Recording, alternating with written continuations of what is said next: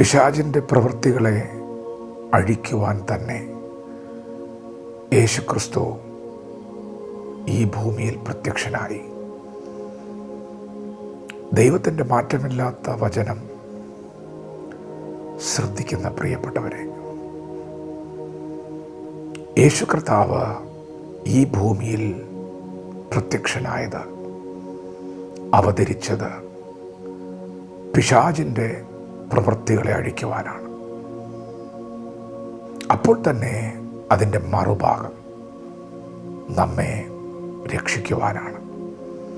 യേശുവിൻ്റെ ജനനത്തിങ്കൽ ദൈവത്തിൻ്റെ ദൂതൻ ഇടയന്മാർക്ക് പ്രത്യക്ഷനായി അവരോട് പറഞ്ഞു, സർവ്വജനത്തിനും ഉണ്ടാകുവാനുള്ള മഹാസന്തോഷം ഞാൻ നിങ്ങളോട് സുവിശേഷിക്കുന്നു. യേശുവിൻ്റെ ജനനം ഒരു വീട്ടിൽ മാത്രം ഒതുങ്ങുന്ന ഒരു സന്തോഷമല്ല, അത് ഈ ലോകത്തിലെ സകല മനുഷ്യർക്കുമുള്ള മഹാസന്തോഷമാണ്. ഇന്ന് ഈ മെസ്സേജ് നിങ്ങൾ കേട്ടുകൊണ്ടിരിക്കുന്ന ഈ സമയത്ത് തന്നെ ലോകത്തിൻ്റെ വിവിധ ഇടങ്ങളിൽ കുഞ്ഞുങ്ങൾ ജനിക്കുകയാണ്. ഒരു വീട്ടിൽ മാത്രം ഒതുങ്ങി നിൽക്കുന്ന സന്തോഷം. എന്നാൽ ഇവിടെ ഇതാ 2000 വർഷങ്ങൾക്ക് മുൻപ് ഒരു കുഞ്ഞ് ജനിച്ചപ്പോൾ സ്വർഗത്തിൽ നിന്ന് ഒരു ദൂത് വന്നു. ഇത് സർവ്വജനത്തിനും ഉള്ള സന്തോഷമാണ്. അതെന്താണ്? എല്ലാവർക്കും ഒരു സന്തോഷം. ദൂതൻ പിന്നെയും പറഞ്ഞു, നീ ഈ കുഞ്ഞിന് യേശു എന്ന പേർ വിളിക്കണം. കാരണം അവൻ തൻ്റെ ജനത്തെ അവരുടെ പാപങ്ങളിൽ നിന്ന് രക്ഷിപ്പാൻ ഇരിക്കുന്നവനാണ്. പ്രിയപ്പെട്ടവരെ, പിശാചിൻ്റെ ഏറ്റവും വലിയ ഒരായുധം പാപമാണ്. നീ പാപിയാണ്, നീ കുറ്റക്കാരനാണ് എന്നുള്ള വാദത്തിന് മുൻപിലാണ് പിശാച് നാളിതുവരെയും ജയിച്ചുകൊണ്ടിരുന്നത്. എന്നാൽ ആ പ്രവൃത്തിയെ അഴിക്കുവാനാണ് യേശുക്രിസ്തു ഈ ഭൂമിയിൽ അവതരിച്ചത്. യേശു കർത്താവിനെ കോടതി മുറിയിൽ വിസ്തരിച്ച പീലാത്തോസ് പറഞ്ഞു, ഞാനിവനിൽ ഒരു കുറ്റവും കാണുന്നില്ല. നാടെങ്ങും നന്മ ചെയ്ത യേശു പാപമെന്തെന്നറിയില്ലാത്ത പാപമില്ലാത്ത പരിശുദ്ധൻ, നീതിമാനാണ്, കുറ്റമില്ലാത്തവനാണെന്നൊരു ജഡ്ജി വിധിച്ചിട്ടും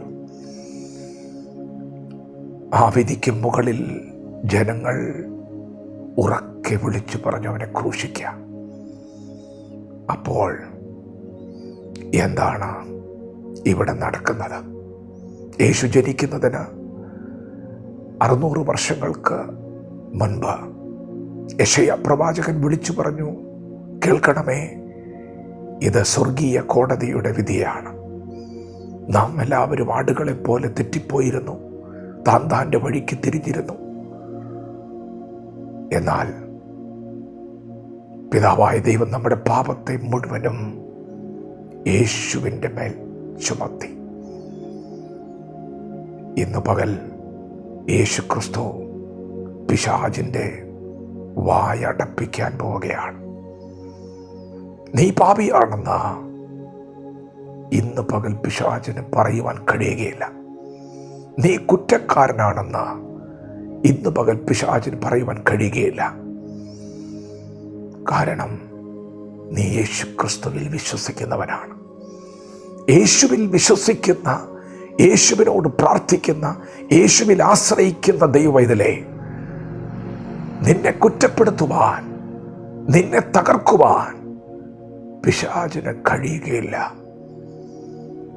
നീ യേശുവിൽ വിശ്വസിക്കുന്നവനാണെങ്കിൽ ഇന്ന് പകൽ യേശുവിൻ്റെ രക്തം നിനക്ക് വേണ്ടി സംസാരിക്കും. യേശു കർത്താവ് ക്രൂശിൽ മരിക്കുമ്പോൾ യേശുവിനെ അടികൊള്ളുന്നതാണ് എല്ലാവരും കണ്ടത്. യേശുവിനെ അടിക്കുകയാണ്, യേശു പരസ്യക്കോലമാവുകയാണ്. അതാണ് ലോകം കണ്ടതെങ്കിൽ അതിലും അപ്പുറമായി മറഞ്ഞിരുന്നൊരു കാഴ്ചയുണ്ട്. എൻ്റെയും നിൻ്റെയും പാപത്തെ യേശു ചുമന്നപ്പോൾ ഞാനും നീയും അനുഭവിക്കേണ്ട മരണത്തെ അവൻ ഏറ്റുവാങ്ങിയപ്പോൾ ഇനി ഒരിക്കലും പാപം നിന്നിൽ വാഴ്ച നടത്താതെ വണ്ണം മരണം നിന്റെ മേൽ അധികാരം നടത്താതെ വണ്ണം അവൻ പാപത്തെയും മരണത്തെയും ക്രൂശിൽ തകർത്ത് ക്രൂശിന്മേൽ ജയോത്സവം കൊണ്ടാടി ശത്രുവിൻ്റെ തല തകർക്കുകയായിരുന്നു. ലോകം കണ്ടത് യേശുവിൻ്റെ നിലവിളിയാണെങ്കിൽ ആത്മമണ്ഡലത്തിൽ നടന്നത് പിശാചിൻ്റെ നിലവിളിയാണ്. പ്രിയപ്പെട്ടവരെ, നിങ്ങളുടെ കുടുംബത്തെ തകർക്കാൻ പിശാചിന് കഴിയുകയില്ല. ഒരു ശക്തിക്കും നിങ്ങളെ കീഴടക്കുവാൻ കഴിയുകയില്ല. നിങ്ങൾ യേശുവിനെ കർത്താവേ എന്ന് വിളിക്കുന്ന ഒരു ദൈവപൈതലാണെങ്കിൽ നീ ജയാളിയാണ്, നീ ജയിച്ചവനാണ്, നീ ശക്തനാണ്, നീ ദുഷ്ടനെ ജയിച്ചിരിക്കുകയാണ്. വിശ്വസിക്കുക മാത്രം ചെയ്യുക.